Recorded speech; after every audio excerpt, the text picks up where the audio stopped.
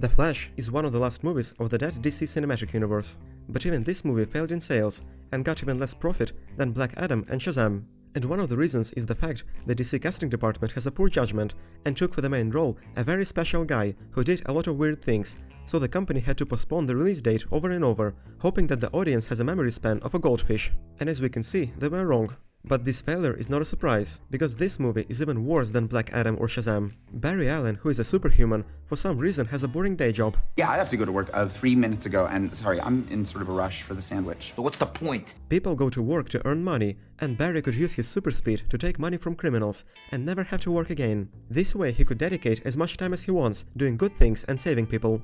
But apparently, Barry doesn't care about people, because when he knows for sure that his father is innocent, he still doesn't want to kidnap him from prison and take him to some country that doesn't have extradition to the USA. But Barry chose a different life. You shouldn't still be getting me coffee after all these years. Go get me a coffee. Look at you. You're a little bitch. Suddenly, some idiots decided to do crimes in Gotham, the city which has Batman, Wonder Woman and the Clown Society, so the chance of being caught is 1000%. And I will discuss the criminal chase in the next video, which will be about Batman. But I guess the reason why Flash has to be there is this action scene, where Barry saves a bunch of bad CGI babies. This scene is completely pointless and doesn't progress the plot of this movie at all. And later, the main plot of this movie finally begins. Barry wants to save his father, who is dropping soap in prison while being innocent. So he decides to go back in time and put tomato sauce in his mother's bag, so that later the father wouldn't have to go to the shop for it, and the criminals wouldn't break into the house and wouldn't kill Barry's mother. Time travel shit just fries your brain like an egg. And by the way, in the flashback, Barry tells his mother how much he loves her. I love you, Mikey. I love you more. But in fact, it's Bullshit. Huh? Bullshit! Barry hates his mother, because when his father tells him, Call 911 now! he simply runs away instead of calling an ambulance. Son of the year. Barry tells Bruce about his idea, but he doesn't want to help. I can fix things. You can also destroy everything. So Barry, after watching all Fast and Furious movies, reaches hyperspeed, goes through a gallery showing us how not to make computer graphics, and gives tomato sauce to his mother and goes back to the future. But suddenly, his evil version shows up and gives him a bitch slap, which causes Barry to end up in the wrong timeline. And Barry, as an imbecile, didn't even check which year it is and went straight to his house, where he finds his mother. And luckily, the year is correct, so Barry's mother doesn't have any questions. And when he should be careful and act normal, he behaves like a crazy person. How was your day? How was your month? Or your last 18 years? Or that's a weird question, because I was here. But obviously we share those memories together. Or I don't know, maybe we can make some new memories, like we could go to the aquarium or the circus. Or... No more drugs for that man. And suddenly Barry sees his alternate version, which is even more fucked up than him. He knocks over the garbage containers, which demonstrates how he doesn't give a shit about his neighbors or sanitation workers. And he's supposed to be the good guy. That dude? Whack job! And then, the first Barry becomes normal, so that his other version would seem even more stupid, if it's even possible. It's my face. You stole my face. Mom! He's delusional. And this is the day when Barry got struck by lightning, so the first Barry brings the second one to the location, so that he would also get the powers. And if you're not there in 30 minutes, then you won't get the powers. Which means I don't get the powers, maybe. And of course, the second Barry behaves like a moron and tries to escape. Okay, but I don't want to be electrocuted. Sit down. You sit down. I already have the powers. You already have the powers. Exactly. And the first Barry didn't have enough brains to tie him up, and also stands in the way of the lightning strike. So because of that, the first Barry loses his powers, and the second Barry gets them, and again behaves like a monkey.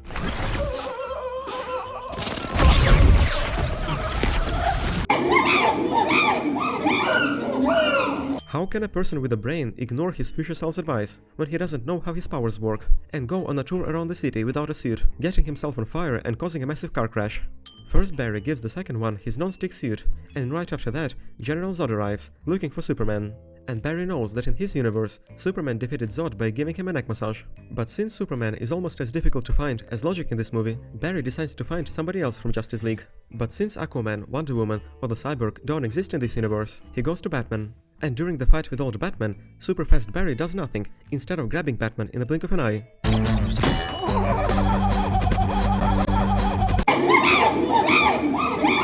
The guys find out that in this universe, Superman is supposed to be in Siberia, and a few hours later they arrive at the location. But when Batman is Batman and the second Barry has super speed, the first one is a simple human, but still he decided to join as well, and didn't even ask Batman for one of his suits.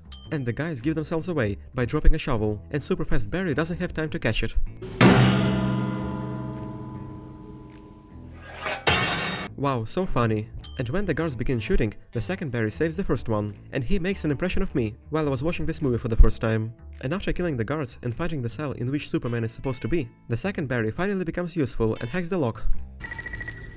I tried all the combinations. He's lucky that the system didn't get locked after 3 attempts. Then it turns out that Superman is actually a Supergirl, and Barry decides to rescue her, not even thinking that she, unlike Clark, might be aggressive or dangerous, or be a supervillain like Brightburn. But I think I know why he decided to save Kara. I know sex exists, I've just never experienced it.